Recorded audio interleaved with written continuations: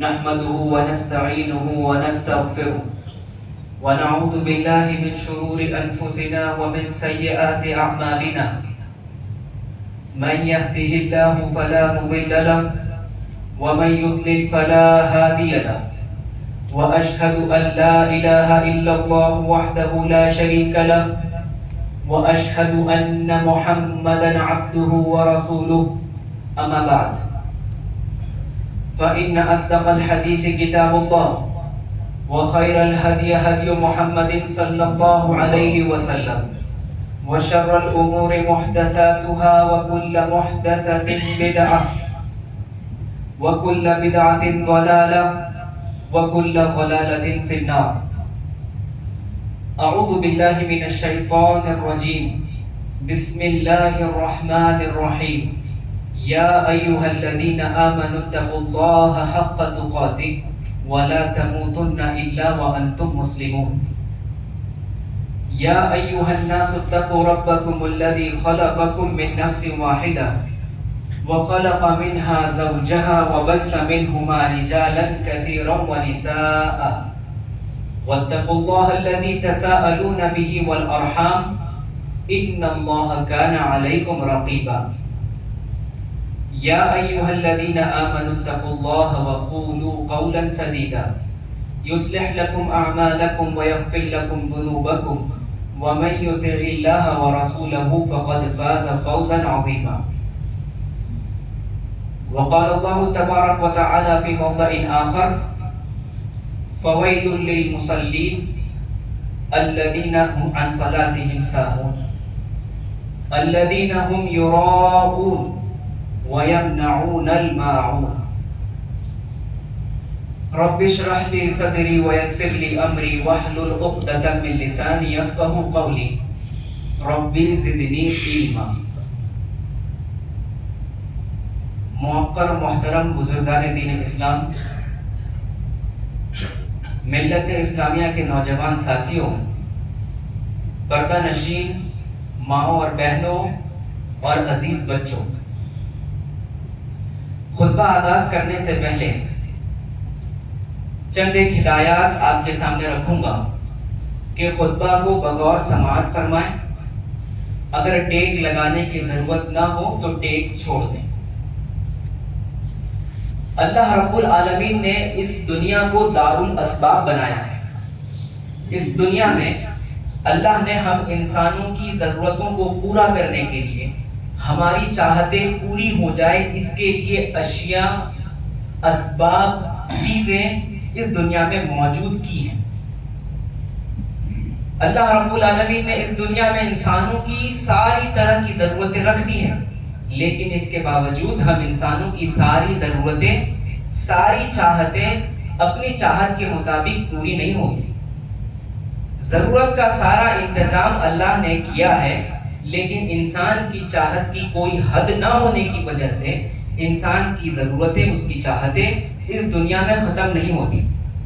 کھانا پینا، مال اور دولت کو جمع کر لینا، یہ انسان کی چاہت اور انسان کی ضرورت ہے.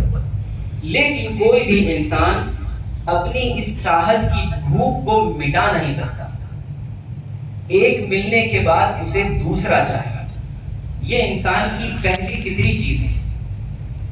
جب کوئی انسان اپنی ان چیزوں کو پورا کرنے کے بعد دوسری طرف نگاہ دوڑاتا ہے تو اسے اس بات کا احساس ہوگا کہ اللہ نے اس کے اوپر ایک اور ذمہ داری دی ہے. اللہ نے انسان کو اس کے بعد رشتوں کے بندھن میں باندھ دیا ہے. جہاں ایک انسان اپنی چاہتیں پوری کرنے میں لگتا ہے، ایک زمانہ آ کر وہ رشتوں میں بندھ جاتا ہے. پھر وہ خاندان کی ذمہ داری کو سنبھالتا ہے، کبھی اپنے والدین کے حقوق کو ادا کرتا ہے، کبھی اپنے بیویوں کی ساری تمنائیں پوری کرنے کے لیے زندگی صرف کر دیتا ہے، کبھی اپنے بچوں کی خواہش کے لیے فکر مند ہوتا ہے. اس کے بعد اگر کوئی انسان ان تمام چیزوں کے اوپر آ کر وہ دوسروں کا خیال رکھتا ہے تو یہی صحیح معنوں میں اسلام کی تعلیم ہے. اسلام کی تعلیم یہ ہے کہ اپنی انسان ضرورتوں کو پورا کر کے اپنی ذمہ داریوں کو ادا کرنے کے بعد ان تمام چیزوں کے ساتھ ساتھ اپنے مال کا کچھ حصہ وہ دین کے لیے خرچ کرتا ہے، اللہ نے جو اس کو صلاحیت دی ہے اس صلاحیت کے ذریعے لوگوں کو فائدہ پہنچاتا ہے، یہ اسلام کی تعلیم ہے۔ مگر کوئی انسان صرف اپنی سوچے، اپنے گھر والوں کے لیے سوچے، دوسروں کے بارے میں نہ سوچے، تو ایسا انسان صحیح معنوں میں ناکام اور نامراد ہے۔ اس بات میں کوئی شک نہیں کہ اللہ رب العالمین نے دنیا میں ایسی ایسی چیزیں پیدا کی ہیں کہ جن کی محبت ہمارے دلوں میں ہے۔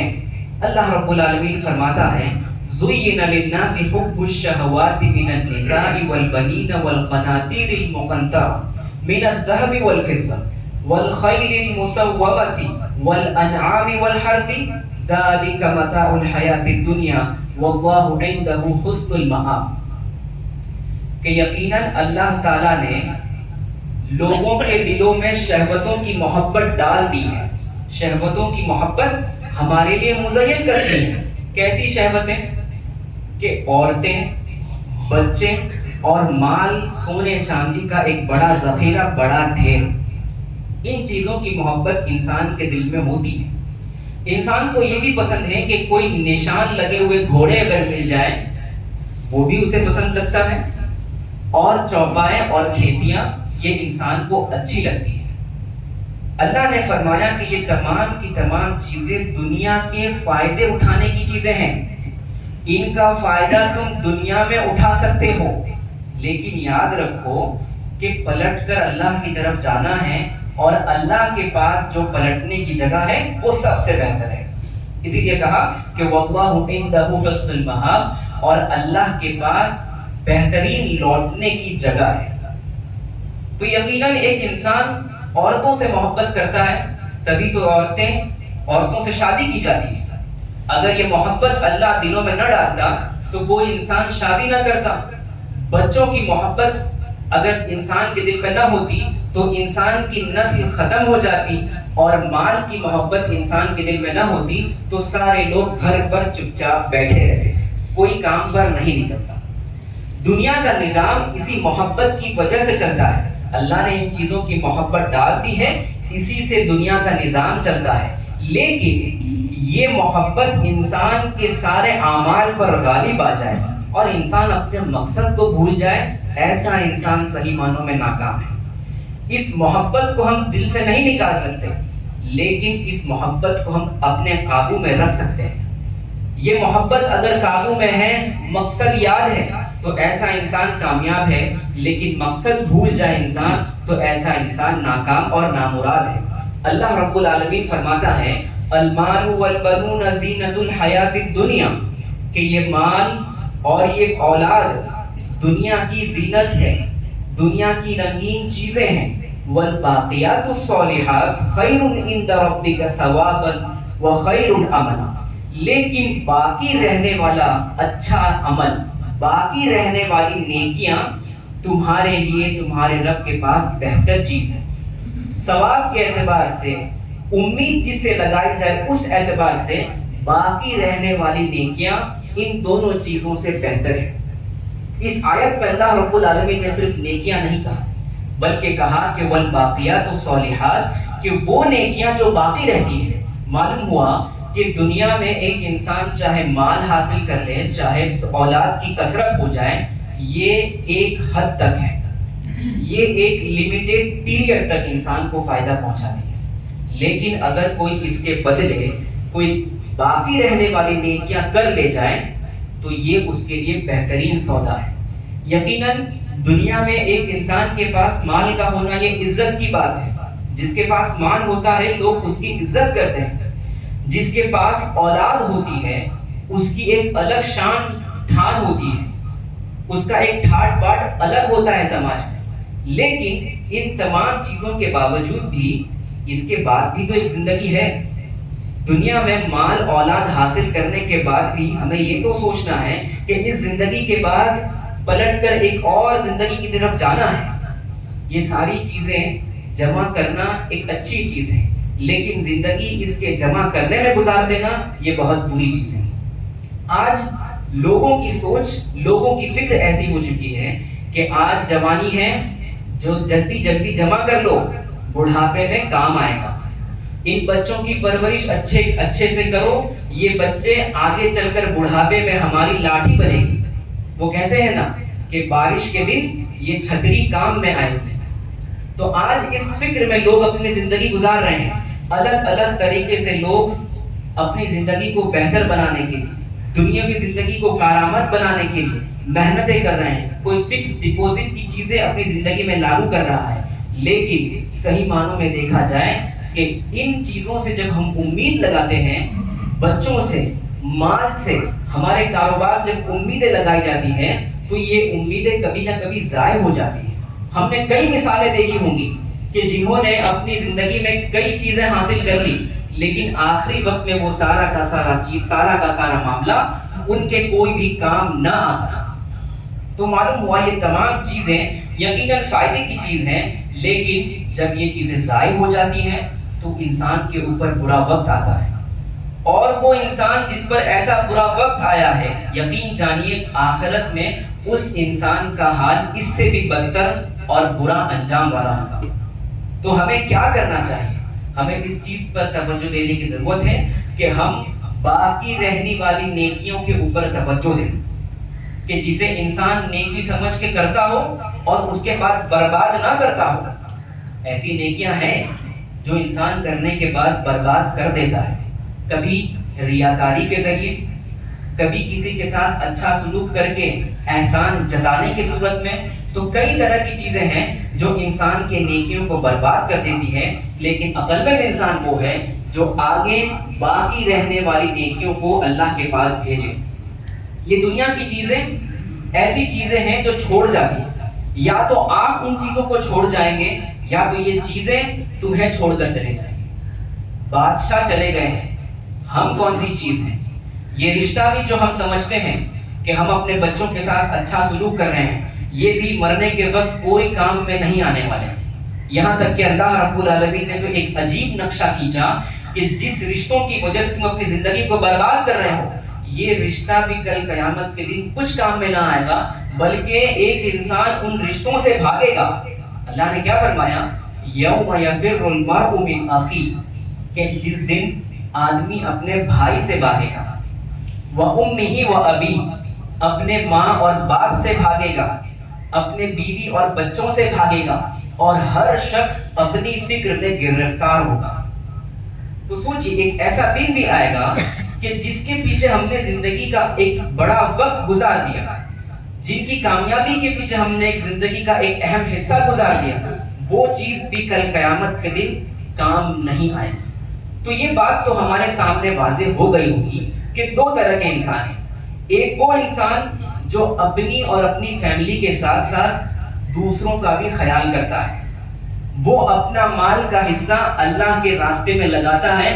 وہ صرف میرا گھر نہیں کرتا، میں اور میرا گھر نہیں کرتا، بلکہ اس سوچ سے اوپر اٹھ کر دوسروں کا بھی دیکھتا ہے.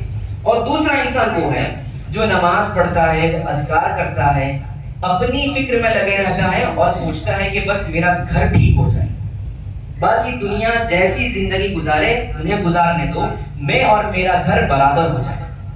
تو صحیح معنوں میں دیکھا جائے کہ ایک انسان اپنے گھر کو چاہے کتنا بھی بہتر بنا لے، اپنے گھر میں ٹائلز لگا لے، اے سی لگا لے، لیکن سماج اگر بگڑا ہوا ہو، گھر کی گلیاں اگر بگڑی ہوئی ہو، اس میں کوڑے کرکٹ پڑے ہوئے ہوں، تو مچھر پیدا ہو ہی جاتے ہیں.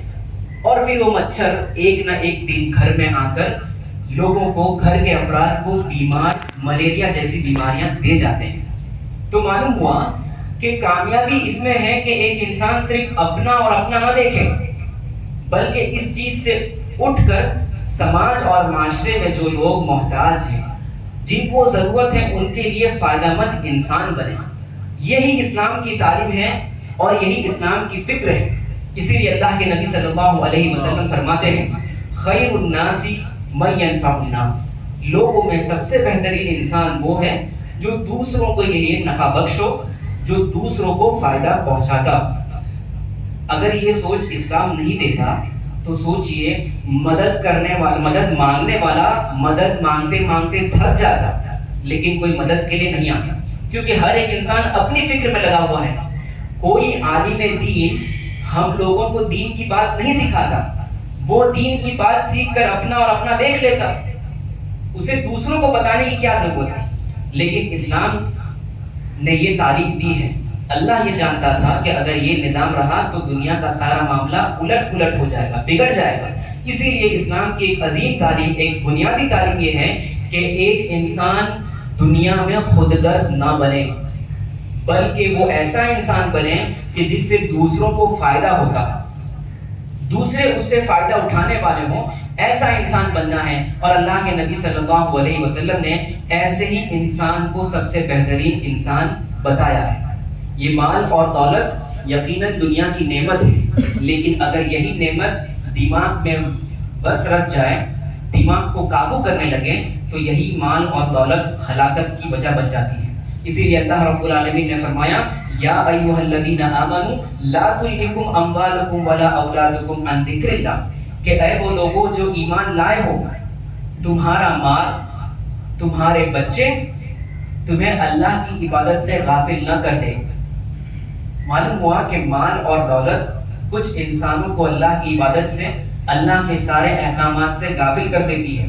بیوی بچے ایک ایسی چیز ہے جو انسان کے لیے فتنہ ہے، اور ہم نے کئی مثالیں ایسی دیکھی ہوں گی کہ کوئی شخص بیوی کی وجہ سے نمازوں سے دور ہو چکا، کوئی شخص اپنے جاب کو بزنس میں بدلنے کے لیے اس کی ساری نمازیں چھوٹتی چلی گئی، وہ دروس میں نہ آنے کی وجہ سے وہ دین سے کورا رہا۔ ایک انسان اپنے چھوٹے سے بزنس کو، چھوٹی سی دکان کو بڑا شاپنگ مال بنانے کے لیے زندگی گزار دی، لیکن اسے قرآن سیکھنے کی توفیق نہیں ملی۔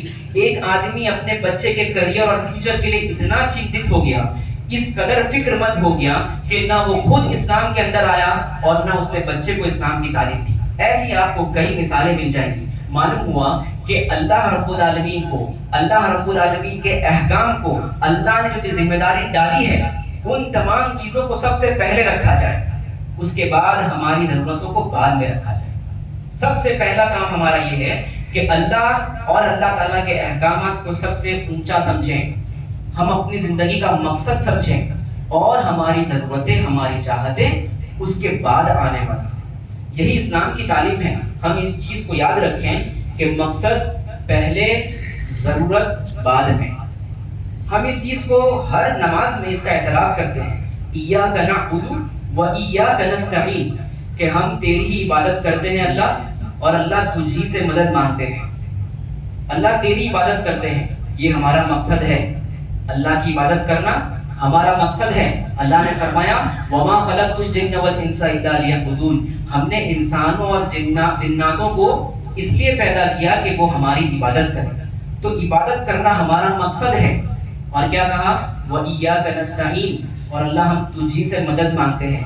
مدد مانگنا یہ ہماری ضرورت ہے، ہماری چاہت ہے، لیکن اللہ نے پہلے کس کو رکھا؟ پہلے مقصد کو رکھا، عبادت پہلے، اس کے بعد پھر تمہاری ضرورتیں، تمہاری چاہتیں۔ اسی لیے جمعہ کے دن جمعہ کی نماز پڑھ کر لوگوں کو حکم دیا گیا کہ جب فَإِذَا قُضِيَتِ الصَّلَاةُ، جب جمعہ کی نماز ادا ہو جائے، فَانْتَشِرُوا فِي الْأَرْضِ، تو لوگوں زمین میں پھیل جاؤ۔ زمین میں اللہ نے جو نعمتیں رکھی ہیں، جو فضل رکھا ہے، کاروبار کر کے، بزنس کر کے، جاب کر کے اس کو حاصل کرو۔ تو اللہ نے حکم دے دیا، لیکن پہلے کس کو ادا کرنے کے لیے کہا؟ کہ پہلے نماز ادا کرو، پہلے اللہ رب العالمین کی عبادت پوری کرو۔ اور ایک انسان جب اللہ کی عبادت پوری کرنے لگ جائے تو اللہ کی طرف سے صحیح معنوں میں اس کو مدد ملتی ہے۔ اللہ فرماتا ہے، ان تنصروا اللہ ینصرکم، اگر تم اللہ کے دین کی مدد کرو گے تو اللہ تمہاری مدد کرے گا۔ مدد کب آئے گی؟ جب ہم شروعات اپنے سے کریں گے، کہ جب میں اللہ کے دین کی مدد کروں گا، اللہ کے راستے میں خرچ کروں گا، تب اللہ کی مدد آئے گی۔ ہم سوچتے ہیں کہ اللہ کی مدد پہلے آ جائے، ہم سب سے پہلے اپنے بارے میں نہیں سوچتے کہ میں نے کیا کیا، ہم دیکھتے ہیں کہ دوسرے نے ہمارے لیے کیا کیا۔ آج ہمارا حال ایسا ہے کہ اللہ نے ہماری کون کون سی دعائیں پوری نہیں کی، ان تمام چیزوں کی لسٹ موجود ہیں۔ ہمیں یاد ہے کہ میں نے اللہ سے یہ مانگا تھا، یہ مانگا تھا، اب تک نہیں ملا۔ لیکن ہم یہ نہیں دیکھتے کہ تو نے پیچھے پلٹ کر اللہ کے لیے پہلے کیا کیا، اللہ کے لیے کون کون سی چیزیں ادا کی، ہم اس چیز کو بھول جاتے ہیں۔ اللہ تو کہتا ہے وَأَوْفُوا بِعَهْدِي أُوفِ بِعَهْدِكُمْ، تم اپنا وعدہ پورا کرو پھر دیکھو میں اپنا وعدہ پورا کروں۔ تو اللہ نے تعلیم یہ دی ہے کہ شروعات پہلے ہم سے ہونی چاہیے، کہ ہم نے جو اللہ سے وعدہ کیا ہے کہ اللہ تو ہمارا رب ہے، ہم تیری عبادت کریں گے، اس چیز کو پہلے ادا کرنا ہے، اس کے بعد پھر دیکھیں اللہ اپنے سارے وعدوں کو کس طرح سے پورا کرتا ہے۔ تو ہم نے یہ سیکھا کہ انسان صرف اپنی نہ سوچے بلکہ دوسروں کا خیال کرتے ہوئے مقصد کو پہلے رکھے، اس کے بعد اپنی ضرورتوں کو پورا کرے۔ یہ اولاد جس کے لیے ہم اپنی زندگی کا وقت گزار دیتے ہیں، اس کے بارے میں اللہ کے نبی صلی اللہ علیہ وسلم نے ایک ایسی بات کہی جو بڑی جامع ہے۔ اللہ کے نبی صلی اللہ علیہ وسلم فرماتے ہیں ان الولد مبخلۃ مجبنۃ مجہلۃ محسنۃ، چار چیزیں ہیں کہ یہ بچے جن کے پیچھے تمہاری زندگی ختم کر دیتے ہو، یہ بچے بخیلی کا ذریعہ ہے، یہ بچے تم کو بخیل بنا دیتے ہیں۔ اور ہم دیکھتے ہیں کہ کئی ماں باپ ایسے ہیں کہ ان بچوں کے کریئر اور فیوچر کی وجہ سے اپنی ساری چیزیں قربان کر دیتے ہیں، لوگوں کے لیے دیکھتے ہیں کہ ایک انسان مجبور ہے، ایک انسان کو پیسے کی ضرورت ہے، لیکن جیب میں ہاتھ ڈالنے سے ڈرتے ہیں کہ جیب میں رکھا ہوا مال وہ بچوں کے فیوچر میں لگنے والا ہے، وہ کہیں ختم نہ ہو جائے، وہ تو غیر ہے یہ تو ہمارا ہے۔ تو انسان کو ایک اولاد بخیل بنا دیتا ہے۔ اللہ کے نبی نے فرمایا کہ مجبرتن، کہ یہ اولاد تم انسانوں کو بزدل بنا دیتا ہے۔ کیسے؟ بھائی لڑکی کی شادی ہو، آپ دیکھ رہے ہیں کہ بارات والے آئے ہیں، ڈھول تاشا بجا رہے ہیں، میوزک کے ڈی جے بجا رہے ہیں، لیکن پھر بھی ہماری زبان چپ رہتی ہے کہ بولیں گے تو ناراض کہیں نہ ہو جائے، کہیں رشتہ کٹا نہ کر دے، رشتہ توڑ نہ دے، ابھی چپ رہو، کچھ بولو مت، بعد میں سمجھا دیں گے۔ تو یہ اولاد انسان کو بزدل بنا دیتا ہے۔ یہی اولاد جس کے پیچھے انسان کا سارا وقت جاتا ہے، ایک انسان کو جاہل بنا دیتا ہے۔ ایک اولاد کے لیے انسان اس قدر کاروبار کر جاتا ہے، اس قدر جاب کی مصروفیت میں لگ جاتا ہے کہ اس کو توفیق نہیں ہوتی کہ وہ مسجد میں آ کر دین کی کچھ باتیں سیکھ لے، وہ دین کی تعلیمات سے بالکل مجہول اور جاہل ہو جاتا ہے۔ پھر کیا کہا وَمَحْزَنَةٌ، اور یہی اولاد انسان کو کبھی کبھار مایوس بھی کر دیتی ہے۔ بھائی ایسا ہی ہوتا ہے، امیدیں لگائی جاتی ہیں اولاد سے کہ یہی بچے بڑے ہو کر ہمارا سہارا بنیں گے، لیکن بچہ جب بڑا ہوتا ہے تو کہتا ہے کہ تم اپنا دیکھ لو، ہم دو ہمارا دیکھ لیتے ہیں۔ تو پھر انسان اس وقت غمگین ہو جاتا ہے، مایوس ہو جاتا ہے۔ تو سوچئے یہ بچے جن سے ہم امید لگائے ہیں، حالانکہ یہ امید میں کھڑے بھی نہیں اترنے والے، ان کا کوئی یقین نہیں کہ یہ آگے چل کر ہماری فکر کریں گے، ہمارا سہارا بنیں گے، لیکن اللہ پر تو یقین ہے کہ آج جو کچھ ملا ہے وہ اللہ نے دیا ہے، اور بوڑھا ہونے کے بعد جو کچھ ملنے والا ہے وہ اللہ کی طرف سے آنے والا ہے۔ تو اللہ پر یقین رکھنا اس کام سے کہیں زیادہ بہتر ہے۔ اسی لیے اللہ رب العالمین نے ایک آیت کے اندر فرمایا یا ایھا الذین آمنوا ان من ازواجکم واولادکم عدوا لکم فاحذروہ، کہ اے وہ لوگوں جو ایمان لائے ہو، یقیناً تمہاری بیویاں، تمہارے بچے تمہارے دشمن ہیں، تو ان سے بچے رہو، ان سے بچتے ہوئے رہنا۔ وَإِن تَعْفُوا وَتَصْفَحُوا وَتَغْفِرُوا، ہاں اگر تم ان کو معاف کر دو، ان کی لغزشوں کو بخش دو، انہیں چھوڑ دو، فَإِنَّ اللَّهَ غَفُورٌ رَحِيمٌ، تو تمہارے بخشنے کی وجہ سے اللہ رب العالمین تمہیں بخش دے گا۔ اللہ رب العالمین تو غفور الرحیم ہے۔ اس کے پیچھے ایک واقعہ ہے، اس کا ایک سیاق و سباق ہے۔ ابن عباس رضی اللہ عنہ بیان کرتے ہیں کہ جب مدینہ میں مسلمان ٹرانسفر ہو گئے، ہجرت کر کے چلے گئے، تو کچھ لوگ مکہ میں مسلمان بعد میں ہوئے۔ اب مسلمان ہونے کے بعد سب کو معلوم ہے کہ مدینہ میں سارے لوگ جمع ہیں، تو ان لوگوں نے ارادہ کیا کہ چلو مکہ چھوڑ کر مدینہ چلے جاتے ہیں، لیکن ساتھ میں بیویاں تھیں، کئی لوگ کئی بیویوں کے مالک تھے، تو بیویاں ہونے کی وجہ سے، بچے ہونے کی وجہ سے ان بیویوں اور بچوں نے کہا کہ تمہیں مکہ چھوڑ کر جانے کی ضرورت نہیں ہے، ہمارا کیا ہوگا، ہم وہاں جا کر کیا کریں گے، اس طرح کی باتیں انہوں نے کی۔ تو وہ صحابی مکہ میں ہی بسے رہ گئے۔ جب کچھ زمانہ گزرا تو وہ لوگ مکہ سے مدینہ گئے. تو مکہ سے مدینہ جا کر انہوں نے دیکھا کہ جو لوگ پہلے مدینہ میں آ کر اللہ کے نبی صلی اللہ علیہ وسلم کے ساتھ ایک کافی عرصہ گزارا تو وہ دین کی بڑی بڑی باتیں جانتے ہیں, دین کی تعلیمات میں وہ کافی گہرے ہیں, لیکن ہمیں تو دین کی تعلیم نہیں آتی. تو انہوں نے کس کو کوسا؟ اپنے بیوی اور بچوں کو. اور انہوں نے سوچا کہ چلو اب ان کو ہم سزا دیتے ہیں کہ ان کی وجہ سے ہم دین سیکھنے سے پیچھے رہ گئے. اللہ نے اسی لیے اس آیت کو نازل کیا کہ اے وہ لوگوں جو ایمان لائے ہو, تم دیکھنا کہ تمہارے یہ بیوی, تمہارے یہ بچے تمہارے دشمن ہیں. کس لیے؟ کہ یہ تمہیں دین سیکھنے سے روکتے ہیں, تو تم ان سے بچے رہنا. پھر اللہ نے کہا کہ تمہیں انہیں سزا دینے کی ضرورت نہیں ہے, تم ان کو معاف کر دو, اللہ رب العالمین معاف کرنے والا ہے. تو یہ آیت ہمیں بتاتی ہے کہ یہ اولاد, یہ بیویاں ہمارے لیے فتنہ ہیں. یہ جس طرح صحابہ اس دین سے, دین کو سیکھنے سے پیچھے رہ گئے, تو زیادہ یہ بات کی امکان ہے کہ ہم بھی ان کی وجہ سے دین سیکھنے سے قاصر ہو جائیں. تو یہ معاملہ ہمارے ساتھ نہیں ہونا چاہیے. یہ نادان بیویاں, یہ نادان بچوں کی فکر میں کہیں ایسا نہ ہو کہ ہم بھی ان کی وجہ سے دین سیکھنے سے غافل ہو جائیں.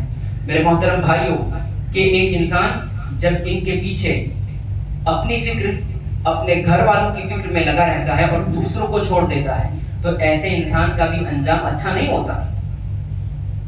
ایک انسان جو اپنے بیوی کو پردے کی تعلیم نہ دے سکا, ایک انسان جو اپنی اولاد کو قرآن پڑھنا نہ سکھا سکا, بلکہ اس نے دوسری چیزیں سکھائی. اس نے جیک اینڈ جل سکھایا, اس نے 1 2 بکل مائی شو سکھایا, 2 1 2 2 2 4 کے ٹیبل سکھا دیے, لیکن اس نے کبھی سورہ فاتحہ اور سورہ فاتحہ کا ترجمہ نہ سکھایا. تو ایسے انسان کا انجام بھی اچھا نہیں ہوتا. ایسے انسان کا گھر فتنوں سے بھر جاتا ہے, بدعات سے بھر جاتا ہے. پھر ایسا انسان جب دیکھتا ہے کہ اب ساری چیزیں میرے ہاتھ سے نکل گئی ہے, تو انسان کو پیس چاہیے. اب وہ سوچتا ہے کہ بس میں ٹھیک اپنی زندگی گزار لوں, ان کو جیسے زندگی گزارنا ہے یہ گزاریں. ہم نے کئی ایسے لوگ دیکھے ہوں گے جو اپنے گھر سے اکتا چکے ہیں, تو بس وہ اپنا دیکھتے ہیں. وہ مسجد میں آ کر نماز اذکار پڑھتے رہتے ہیں. کبھی ان کے گھر میں فنکشنز آئے تو فنکشنز میں آ کر وہ دیکھتا ہے کہ بڑی بڑی خرافات, بڑی بڑی بدعات ہو رہے ہیں. تو وہ بیوی سے کہے کہ یہ سب کیا ہو رہا ہے, تو بیوی کیا کہتی ہے کہ جاؤ تم مسجد میں جاؤ, سبحان اللہ الحمدللہ کا ذکر کرتے رہو. جب تم نے پہلے نہیں سکھایا, تو اب جب معاملہ پورا بگڑ چکا ہے, پانی سر سے اوپر آ چکا ہے, تو اب بول کر کچھ فائدہ نہیں ہے. تو پھر ایسا انسان آخر میں صرف اپنے پیس کے خاطر, اپنے دل کو سکون دینے کے خاطر صرف اپنا دیکھنے لگتا ہے, اور صحیح معنوں میں ایسا انسان ناکام اور نامراد ہوتا ہے. اسی لیے ساری برائیوں کی جڑ ہم دیکھیں کہ سب سے پہلی چیز ہم نے یہ جانی کہ ایک انسان کے کامیاب اور کامران ہونے کی بنیاد یہ ہے کہ وہ اپنے گھر والوں کے ساتھ ساتھ دوسروں کا بھی فائدہ کرنے کی نیت رکھیں, اپنا دین کے بارے میں علم بڑھائے, اپنے گھر والوں کا علم دین کے معاملے میں بڑھائے, اور جتنا ہو سکے لوگوں کو فائدہ پہنچائے. یہی ایک سچے مسلمان کی علامت ہے. اور ہم اس کی جڑ کو دیکھیں کہ یہ ساری برائیوں کی جڑ کہاں سے آتی ہے, کہ ہم نے اپنے آپ کو یہ بات سکھائی ہے, اپنے بچوں کو یہ بات سکھائی ہے کہ دنیا میں دولت ہے تو کامیاب ہے, دولت نہیں تو ناکام اور نامراد ہے.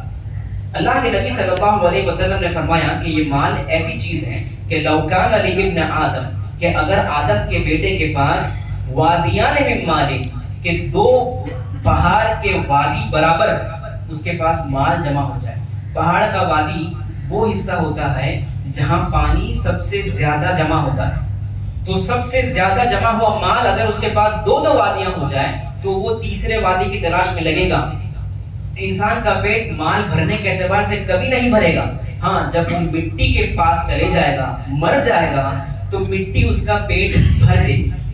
تو کہیں ایسا نہ ہو کہ ہم نے مال کے لیے اس قدر صرف کر دیا اپنا وقت کہ ہم بس مال کرتے کرتے رہ گئے. لیکن اللہ کے نبی نے تعلیم دی کہ وَيَتُوبُ اللَّهُ عَلَىٰ مَن تَابَ, لیکن اگر کوئی اس بات کو سمجھ کر اللہ کے پاس لوٹ آتا ہے تو اللہ ایسے بندے کو معاف کر دیتا ہے. تو دیکھیے ابھی بھی دیری نہیں ہوئی ہے, ابھی بھی ہم سے دیر نہیں ہوئی ہے. اگر ہم چاہیں اپنی کامیابی تو ہم اللہ کے پاس لوٹ آئیں, اللہ رب العالمین کا دین سیکھیں, آہستہ آہستہ ساری چیزیں ہماری برابر ہو جائیں گی, بہتر سے بہترین ہو جائیں گی. یہ خود غرضی اسلام نے اس کو بڑا برا جانا ہے. اسلام نے اس کے بارے میں وعید بھی نازل کی ہے. اللہ رب العالمین نے خود غرضی کے بارے میں فرمایا فَوَيْلٌ لِّلْمُصَلِّينَ, کہ ان لوگوں کے لیے جو نماز پڑھتے ہیں ان کے لیے جہنم کی وادی ہے. جو لوگ اپنی نمازوں کے تعلق سے بڑے لاپرواہ ہیں, وقت چلے جا رہا ہے اس کے بعد نماز پڑھتے ہیں, جب کبھی نماز پڑھ بھی لیتے ہیں تو لوگوں کو دکھانے کے لیے پڑھتے ہیں کہ ہم بھائی نمازی ہیں. وَيَمْنَعُونَ الْمَاعُونَ, اور جو چھوٹی چھوٹی چیزیں لوگوں کو دینے والی ہوتی ہیں ان کو بھی روک لیتے ہیں. عبداللہ بن عمرو بن عاص کہتے ہیں کہ معاون کا مطلب ہم اللہ کے نبی کے زمانے میں یہ سمجھتے تھے کہ بھائی کوئی بندہ تھوڑی دیر کے لیے کچھ ڈول کا سامان لے لے یا پھر کوئی ہانڈی لے لے. کھانا پکانے کے لیے اس وقت سبھی کے گھروں میں ہانڈیاں نہیں ہوتی تھی, تو کچھ لوگ دوسروں سے ہانڈیاں لے لیا کرتے تھے, پانی نکالنے کے لیے ڈول لے لیا کرتے تھے. تو اللہ کے نبی صلی اللہ علیہ وسلم کے دور میں کچھ لوگ ایسے تھے جو اس چیز کو بھی دینے سے کتراتے تھے کہ بھائی تم اپنا لے آؤ. آج بھی ہم دیکھتے ہیں کہ کچھ گھروں میں عورتیں, کچھ گھروں میں مرد ایسے ہوتے ہیں جو لوگوں کو چھوٹی چھوٹی چیزوں سے بھی دینے سے ڈرتے ہیں کہ یہ ہمارے پاس ایک ہی ہے, یہ ختم ہو جائے گا تو ہم گھر میں کیا کریں گے.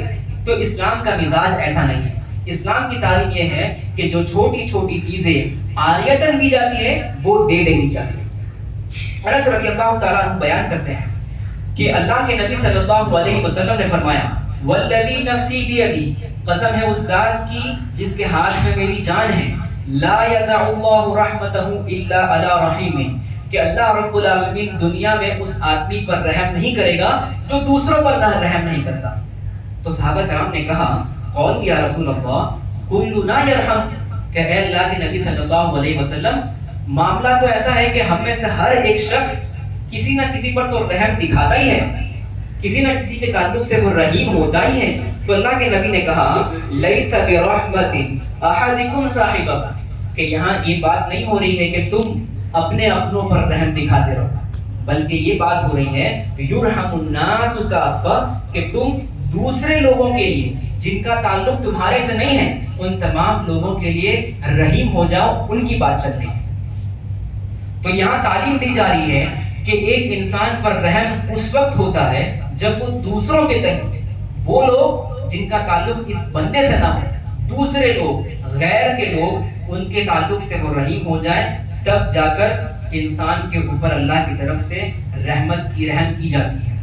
اللہ کے نبی صلی اللہ علیہ وسلم کی بعثت کا مقصد بھی یہی تھا کہ لوگوں پر وہ رحیم تھے. وما ارسلناک الا رحمۃ للعالمین, کہ ہم نے نبی صلی اللہ علیہ وسلم کو سارے جہان والوں کے لیے رحمت بنا کر بھیجا ہے. لیکن انسان کی سوچ یہ ہے کہ میں اگر دوسروں کو فائدہ کروں, دوسروں کو فائدہ دوں تو اس سے مجھے کیا فائدہ ہوگا, اس نے تو کبھی یہ چیز مجھے نہیں دی تو میں اس کو کیوں دوں. انسان کبھی دوسرے پر رحم کر بھی دے تو سوچتا ہے کہ اس کا فائدہ کیسے اٹھاؤں. اس کا پرنسپل یہ کہتا ہے کہ what's in it for me, کہ اس میں میرا کیا فائدہ ہے. تو اگر ہمارا حال بھی ایسا ہے تو ہم صحیح معنوں میں سچے مسلمان نہیں ہیں. ہماری نکاحوں کا حال ایسا ہے کہ ہم نکاح میں یاد رکھتے ہیں کہ اس نے ہمیں کتنا ہدیہ دیا, کتنا روپیہ ہمیں دیا, تو جب 5-6 سال بعد ان کے گھر میں نکاح ہوگا تو ہم بھی وہی چیز دیں گے. کسی نے 500 روپے دیے تو 10 سال بعد ہم بھی 500 روپے دیں گے. ہم یہ دیکھتے ہیں کہ لوگوں نے ہمیں کیا دیا تو ہم بھی ویسا ہی سلوک کریں گے. تو یہ ہم مسلمانوں کی سوچ نہیں ہونی چاہیے. اللہ کے نبی صلی اللہ علیہ وسلم نے فرمایا واللہ فی عون العبد ما کان العبد فی عون اخیہ, کہ اللہ رب العالمین بندے کی مدد پہ رہتا ہے کہ جب تک بندہ اپنے بھائی کی مدد میں رہتا ہے. تو تعلیم تو یہ ہے کہ تمہیں اپنے بھائی کی مدد کرتے چلے جانا ہے, بھائی آپ کی مدد کر رہا ہے یہ نہیں دیکھنا ہے. یہ اسلام کی تعلیم ہے. صحابہ کرام کے زمانے میں لوگوں کے پاس مال و دولت اس قدر نہیں فراہم ہوتے تھے, پھر بھی اللہ کے نبی نے ان کو تعلیم کیا دی, تعلیم دی کہ صحابہ جب تم اپنے گھر میں سالن بنا رہے ہو تو اس سالن کے شوربے میں پانی بڑھا دو, وہ شوربہ وہ سالن کا حصہ بڑھ جائے. کیوں بڑھ جائے؟ تاکہ تم اس کا آدھا حصہ اپنے پڑوسی کو دو. یعنی صرف پانی جو کہ عام طور سے فری میں ملتی ہے اس کو دینے کے لیے کہا کہ اس شوربے میں پانی ڈال دو تاکہ تم اپنے پڑوسی کے ساتھ خیر خائی کا سلوک کرو. تو اسلام کی تعلیم تو ہمیں یہ سمجھاتا ہے کہ تمہیں اپنے پڑوسیوں کا اس قدر خیال رکھنا ہے. انس بن مالک رضی اللہ عنہ بیان کرتے ہیں کہ یہ اللہ کے نبی صلی اللہ علیہ وسلم نے فرمایا ما آمن بی بمن بات شعبان وجارہ جاعل الی جنبہ وہو یعلم بی، کہ وہ آدمی صحیح معنوں میں ایمان والا نہیں ہوا مجھ پر، وہ مجھ پر ایمان نہیں رکھتا کہ جس کا پڑوسی بھوکا پیٹ سو رہا ہو اور وہ بالکل تر و تازہ کھا کر ڈکار مار کر سو رہا ہو.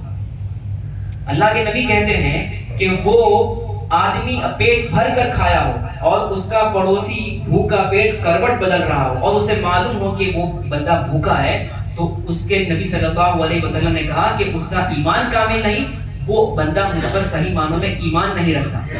تو سوچئے ہمارا ایمان کا دار و مدار، ایمان کا کمال ہونے کا دار و مدار اس بنیاد پر ہے کہ ہم اپنے دوسرے پڑوسی کے بارے میں فکر مند ہے یا نہیں.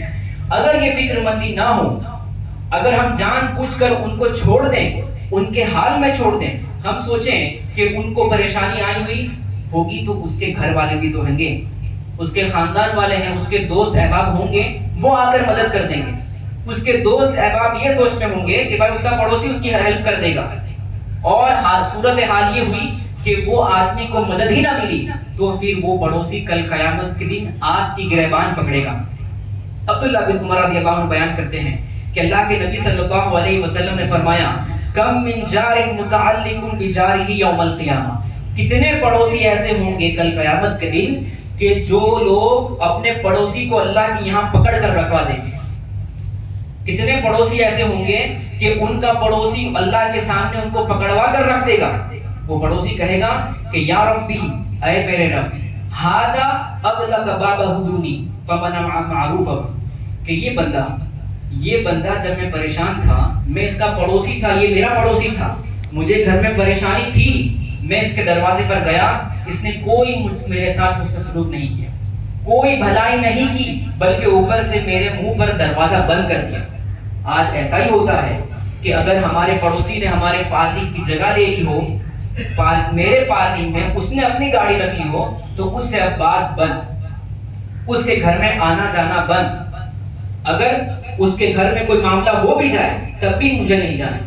اگر پڑوسی کے گھر میں بیٹے کی شادی پہلے ہو جائے تو اس سے انبن ہو جاتی ہے. اس کے گھر میں ماربلز لگ گئے، میرے گھر میں نہیں لگا، اس سے اب سب تعلق بند. تو چھوٹی چھوٹی باتوں پر ایک انسان آج اپنے پڑوسیوں کے ساتھ یہ سلوک کرتا ہے، اور اس کی مجبوریوں میں اگر ہم اس کی مدد نہ کریں تو سوچئے یہی پڑوسی کل قیامت کے دن اللہ کے یہاں ہمیں پکڑوا کر رکھ دے گا، ہم آگے نہیں بڑھ پائیں گے. اسی لیے اللہ کے نبی نے کہا کہ کئی ایسے پڑوسی ہوں گے جو کل قیامت کے دن اللہ کے یہاں گرفتار ہوں گے، اور پڑوسی کہے گا کہ اے میرے رب، اس پڑوسی نے مجھے کوئی بھی نیک سلوک کرنے سے منع کر دیا اور ساتھ ہی ساتھ اس نے اپنا دروازہ بند کر دیا. تو ہمیں نیک انسان بننا ہے. نیک انسان کیسا ہوتا ہے؟ اللہ تعالیٰ فرماتا ہے وَيُؤْثِرُونَ عَلَىٰ أَنفُسِهِمْ وَلَوْ كَانَ بِهِمْ خَصَاصَةٌ. نیک بندے مسلمان وہ ہوتے ہیں جو ہر معاملے میں دوسروں کو اپنے نفس پر رکھتے ہیں. اگرچہ ان کے گھر میں فاقہ ہے، اگرچہ ان کے گھر میں پریشانی ہے، وہ دوسروں کی پریشانی کو دیکھ نہیں سکتے، وہ اس کی پریشانی کو دور کرنے کے لیے فکر مند ہوتے ہیں. اسی لیے اللہ کے نبی صلی اللہ علیہ وسلم کے ساتھ ایک واقعہ پیش آیا کہ ایک مرتبہ ایک آدمی اللہ کے نبی صلی اللہ علیہ وسلم کے پاس آ کر کہتا ہے کہ اے نبی صلی اللہ علیہ وسلم، مجھے کچھ کھانا دیجیے. آپ صلی اللہ علیہ وسلم ایک صحابی کو اپنے گھر بھیجتے ہیں. سارے ازواج مطہرات کے گھر میں جا کر وہ صحابی پوچھتے ہیں کھانے کا کچھ ہے، کچھ سامان موجود ہے؟ سارے گھر سے جواب آتا ہے کہ ہمارے پاس کچھ نہیں ہے، صرف پانی ہے. اللہ کے نبی صلی اللہ علیہ وسلم صحابہ کے مجمع میں کہتے ہیں کہ ہے کوئی صحابی جو اس میرے مہمان کی مہمان نوازی کر سکے؟ ایک صحابی ہمت بھر کر کھڑے ہوتے ہیں، کہتے ہیں کہ آپ صلی اللہ علیہ وسلم، آپ کا مہمان میرا مہمان. وہ صحابی اللہ کے نبی صلی اللہ علیہ وسلم کو اس مہمان کو لے کر گھر جاتا ہے. گھر جا کر یہ بات ہوتی ہے کہ معلوم پڑتا ہے کہ گھر میں بیوی کہتی ہے کہ گھر میں تو کچھ نہیں ہے، بیوی بھی ایسی سعادت مند بیوی کہ جو شوہر کے ساتھ فکر مند رہتی ہے. شوہر کو یہ نہیں کہتی ہے کہ تم نے پہلے جانا نہیں کہ گھر میں کچھ کھانے کا سامان ہے یا نہیں, ایک مہمان کو اٹھا کر لے کے آ رہا ہے, جو کچھ سامان ہے وہ میرا ہے اور میرے بچوں کا ہے, اب ایک نیا مہمان آ گیا اس کو ہم کیا کھلائیں. بیوی نے یہ جواب نہیں دیا, بلکہ بیوی بھی سعادت مند تھی, شوہر کے ساتھ ساتھ دے کر کہتی ہے ٹھیک ہے ہم کچھ انتظام کر لیں گے. معاملہ یہ طے پاتا ہے, پلاننگ یہ ہوتی ہے کہ جب وہ مہمان رات کو آئیں تو رات ہونے سے پہلے بچوں کو کھلا کر یعنی کھیل کود میں لگا کر جب بچے تھک جائیں تو ان کو بھوکا پیٹ سلا دیا جائے. جو بچوں کا سامان کھانے کا تھا وہ کھانا اور اپنا کھانا جمع کر کے مہمان کے سامنے رکھ دیا جائے. بیوی بھی بھوکی, شوہر بھی بھوکا اور چھوٹے چھوٹے بچے بھی بھوکے. اور جب کھانے کا وقت آیا تو لانٹین یا پھر جو بتی جلائی جاتی تھی اس وقت وہ بجھا دی گئی اور مہمان کو کہا گیا کہ آپ کھانا شروع کرو. اور وہ صحابی بھی اس مہمان کے ساتھ پلیٹ میں کھانے کے برتن میں ہاتھ لگا گھماتے رہے تاکہ مہمان کو لگے کہ وہ صحابی بھی کھانا کھا رہے ہیں. یہ چیز چاہے اندھیرے میں ہو رہی ہو لیکن اللہ رب العالمین تو اس سے واقف تھا, اسی لیے اللہ کے نبی صلی اللہ علیہ وسلم پر یہ آیت نازل کر دی. اور اللہ کے نبی صلی اللہ علیہ وسلم جب یہ صحابی صبح ملاقات کرتے ہیں تو صحابی سے کہتے ہیں کہ اے میرے صحابی تم نے کل رات ایک ایسا کام کیا کہ جسے دیکھ کر اللہ رب العالمین کو بڑا پسند آیا, اللہ رب العالمین کو وہ بڑا کام پسند آیا اور اس لیے تم پر یہ آیت نازل کر دی وَيُؤْثِرُونَ عَلَىٰ أَنفُسِهِمْ کہ کچھ لوگ ایسے ہوتے ہیں جو دوسرے لوگوں کی تکلیف کو اپنی تکلیف پر بڑا رکھتے ہیں, اپنی ساری محتاجگی اپنی ساری فقیری کو بھول جاتے ہیں اور سب کچھ جو بچا ہے وہ دوسروں کو دے دیتے ہیں, دوسروں کو اپنے نفس پر ترجیح دیتے ہیں حالانکہ ان کے پاس بھی فقیری آ چکی ہے. تو یہ معلوم ہوا کہ وہ شخص کامیاب ہے کہ جو انسان دوسروں کی تکلیف کو اپنی تکلیف سمجھے اور اس کو دور کرنے کے بارے میں فکر مند ہے. یہاں پر آخر میں ایک بات یہ بیان کرنا چاہوں گا کہ دیکھیے جب ہم دوسروں کی تکلیف کے بارے میں بات کر رہے ہیں تو آپ ان لوگوں کی تکلیف پہلے دور کیجئے جس کی آپ تکلیف اپنے علاقے میں دور کر سکتے ہیں.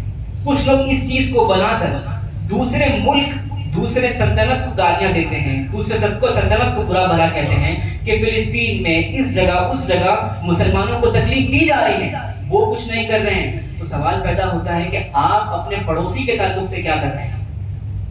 وہ لوگ جس حال میں ہیں آپ کے علاقے میں کئی لوگ ایسے ہوں گے جو اسی حال میں ہوں گے. آپ سے ان لوگوں کے بارے میں پوچھا نہیں جائے گا, لیکن یاد رکھیں پڑوسی کے بارے میں ضرور پوچھا جائے گا. تو تمام چیزوں سے ہمیں یہ بات معلوم ہوتی ہے کہ دنیا میں اللہ رب العالمین نے نعمتیں دی ہیں, یہ نعمتیں ہمارے استعمال کی چیزیں ہیں, لیکن یہ نعمتیں ہمیں کنٹرول نہ کریں, یہ نعمتیں ہمارے دماغ پر حاوی نہ ہو جائیں. ہم اپنے مقصد کو نہ بھولیں, مقصد کو پہلے رکھیں, اس کے بعد ان نعمتوں سے اپنی ضرورتوں کو پوری کریں. صحیح مسلمان, کامیاب مسلمان وہ ہیں جو صرف میں اور میرا گھر نہ کریں, صرف اپنی فکر میں نہ پڑا رہے, بلکہ وہ ان تمام چیزوں سے اٹھ کر اپنے مال کا ایک حصہ دین کے لیے صرف کریں. جو لوگ دین کے لیے کام کرتے ہیں ان کا ساتھ دیں, جو لوگ مجبور ہیں پریشان ہیں ان کے ساتھ چلیں, ان کے پریشانیوں کو دور کرنے کی فکر میں لگا رہے. ایسا مسلمان صحیح معنوں میں کامیاب ہے. بس یہ چند ایک باتیں کہنی تھی. امید کرتا ہوں کہ ان تمام باتوں سے ہم نے بہت ساری چیز سیکھی ہوں گی. اب اللہ رب العالمین سے دعا ہے کہ اللہ رب العالمین ہم تمام لوگوں کو ان باتوں پر عمل پیرا ہونے کی توفیق عطا فرمائیں. رب العالمین جو بیمار ہیں, پریشان ہیں, ہسپتالوں کے چکر لگا رہے ہیں, رب العالمین تو ان کی بیماریوں کو, پریشانیوں کو دور فرما. آمین. وآخر دعوانا الحمدللہ رب العالمین.